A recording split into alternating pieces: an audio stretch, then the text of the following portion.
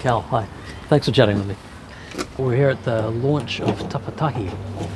What do you know about Tapatahi? What's your understanding of what it is? I don't know much. It was a pretty... we were quite uninformed by my mum who brought us here. But as far as I understand, it's an organisation, I'm not sure, where different groups for social, political activism have come together to strengthen and just talk about what they stand for. And that's what I think Okay, great. this is about. What are the different groups' interests, or what do they do? Well, I don't actually know all the groups, but from what I heard, there's bring back passenger rail, restore passenger rail, which speaks for itself pretty much, and they want to bring back rail where people can go from city to city across the country, I suppose, without having to use small vehicles. Right. Private Small, motor cars. yeah, private vehicles, Yeah, right. which would presumably be better for the environment. And then there's another few groups which I don't know the names of that stand for social justice, such as like honouring Te Tiriti o Waitangi, and as we heard before, getting rid of the prison system. I don't know what their plan is to replace it with, but you'd think a system like Finland or Norway would be a good bet. Right. Or even a new system that we don't know anything about at this point. Cool. That's interesting. Right. Tell us about you. What do you do in your days these days? I go to Wellington High School. I play a lot of football. And in the regards to what we're here to, the event tonight, I'm a pretty left wing and with my politics, Okay. which obviously 90% of it comes from my parents, as most people do, and that's why we should work to understand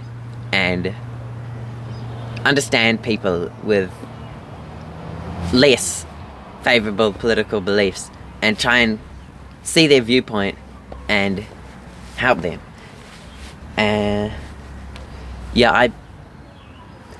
I agree with everything that I've heard so far, and it's always interesting to hear new viewpoints I didn't know too much about how net zero would be not a good thing, because I always assumed that it would be possible, and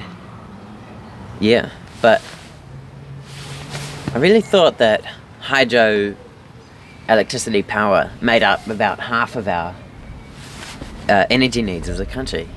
I read that in New Zealand Geographic, but now I'm not too sure. It says that I know that we have something like in the top 20 or 30 highest oil reserves in the world, which is interesting to hear, because we think of ourselves as a pretty left wing, well, maybe a progressive country. Okay. Yep. But really, we have a lot of issues that we need to work on as well.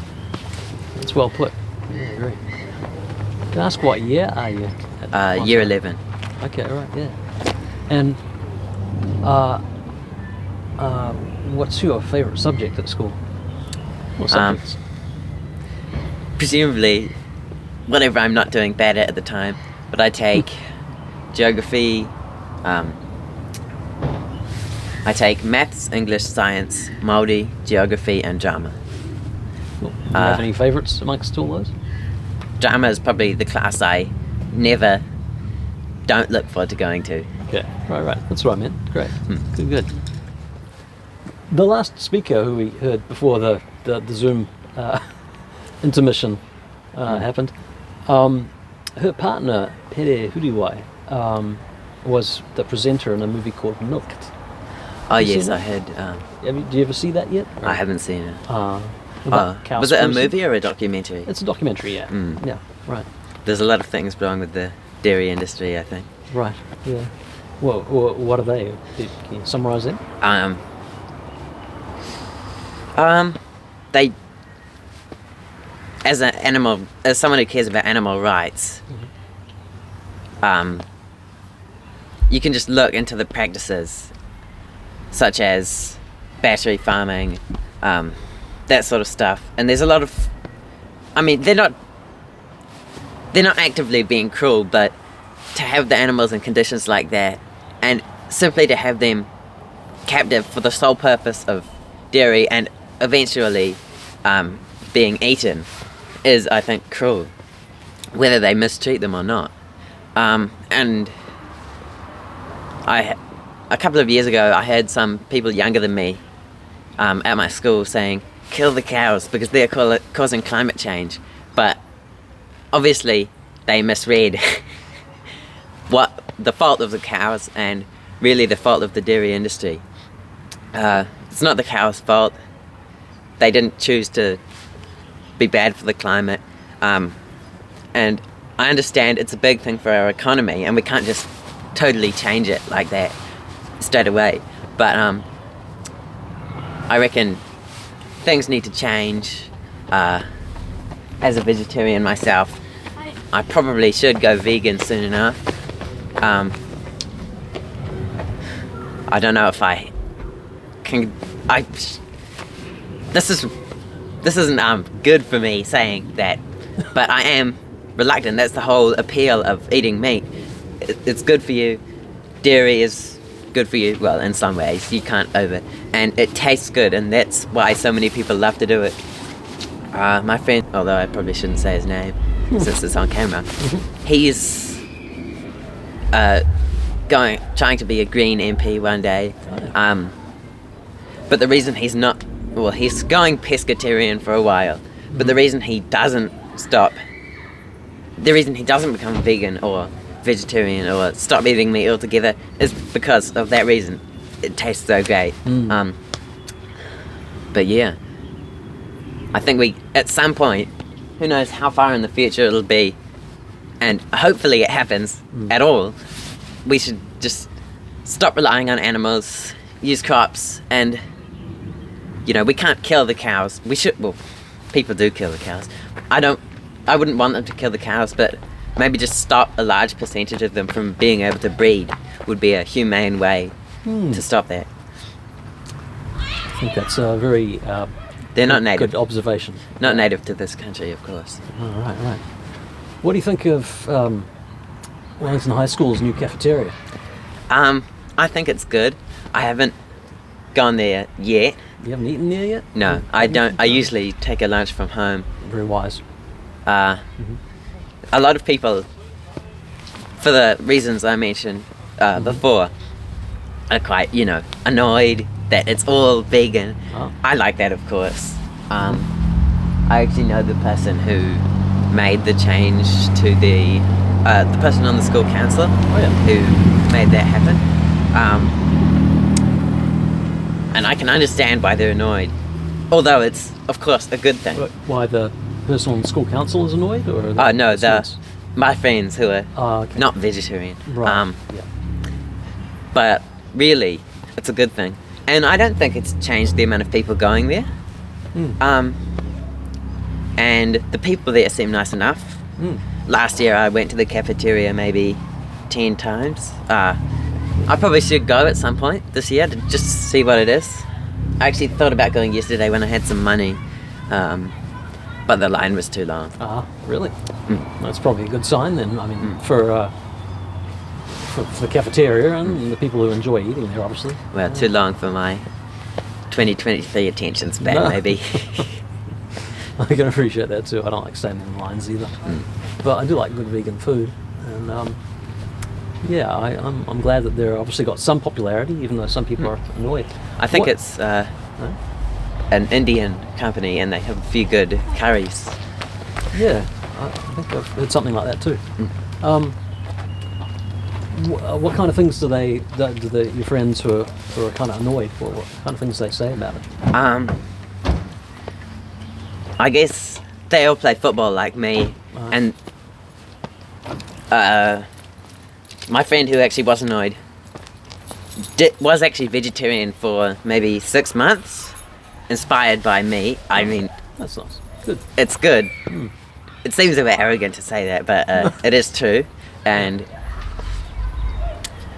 I think he just isn't, well, not in a bad way, but he just isn't very concerned with that sort of stuff. Who knows how the animals that got used for the previous cafeteria were treated. Oh, sorry. I think he's a minority at Wellington High School, though. Most people, I mean, he is a left wing in his politics. Not very much, Right. but Wellington High School, I'm pretty sure, is the most left wing school in Wellington. I think that's probably right too.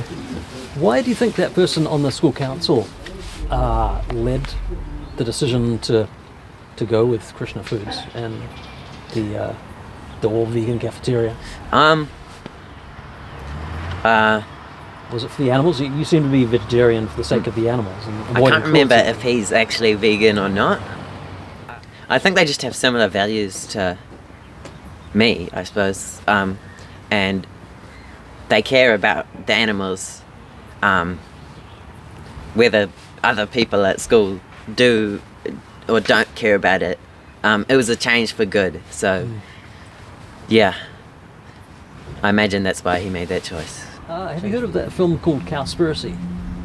No, I don't Do you ever watch Netflix? watch that. or- I don't have Netflix. No, right, well, wise. Not all of them are that interesting or informative or really important. I mean, anyway, Conspiracy. Would you mind saying what it's about? yeah. It's about the dairy industry in particular and animal agriculture in general in California. Oh yeah. However, when it came out in 2014, I realised it related quite directly to New Zealand too. Because of Mike Joy. I don't know, you guys arrived a bit late, eh? There's a guy called Mike Joy talking earlier. Have you heard of him? I haven't. Okay. I haven't heard of. He's a many freshwater ecologist. He's a scientist who measures the quality and how clean the water is in the streams and the rivers. Which is a big problem in New Zealand. Yeah, yeah. When I was at university, straight out of secondary school, I joined the canoe club and did a lot of kayaking in rivers and streams, rivers around, especially the North Island. And we would camp beside the rivers at night and drink water straight from the side of the stream. If you're thirsty, you just get a cup. Hey, oh hey, there's Mike. G'day. That's Mike. Goodbye, Mike. And now dogs die from drinking lake water, streams. And it's not very long. I know I'm older than you. Would you mind saying? Sorry, Yeah. I feel like I'm No, asking go. questions here. But what year was that when you drank straight from the stream? When we what? What year was it that you went in the canoe club? Oh, yeah, early 90s. Early 90s. Yeah, so about 30 years ago. By the end of the 90s, you get giardia, which is a bug in the stream and in the water, which makes you want to run to the bathroom. It's a small thing. But now, Mike has tested a lot of the rivers and streams around the country, and 50% of them are so badly polluted you can't even swim in them. So it's a very real problem. And so that's why that movie Milked, when it came out, which is about New Zealand, it's very similar to Cowspiracy.